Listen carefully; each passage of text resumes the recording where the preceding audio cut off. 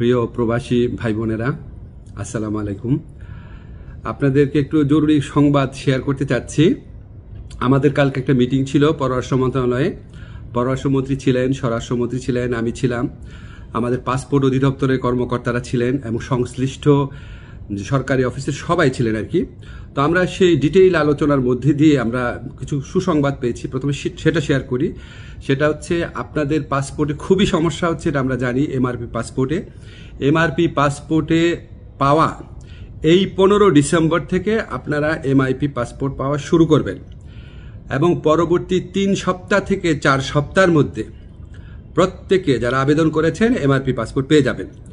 তো প্রথম প্রায়োরিটি দেওয়া হচ্ছে সৌদি আরবে এবং মালয়েশিয়াতে আমাদের যে ভাই বোনরা আছেন ওনাদেরকে, এবং এরপর আপনার যেই সমস্ত কান্ট্রিতে ডিমান্ড বেশি তাদের ক্ষেত্রে একটু প্রায়োরিটি দিয়ে এই সমস্যাটা 3 থেকে 4 সপ্তাহের মধ্যে সমাধান করা হবে।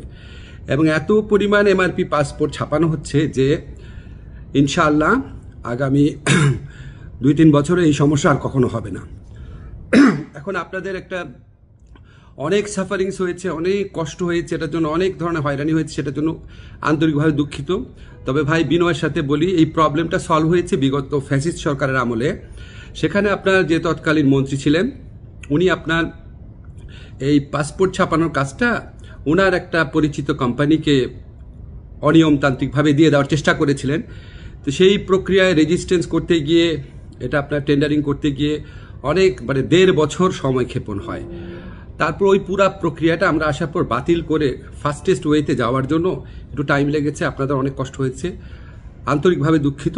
তবে ইনশাআল্লাহ 15 ডিসেম্বর থেকে পাসপোর্ট পাওয়া শুরু করবেন আপনারা, এমআরপি পাসপোর্ট।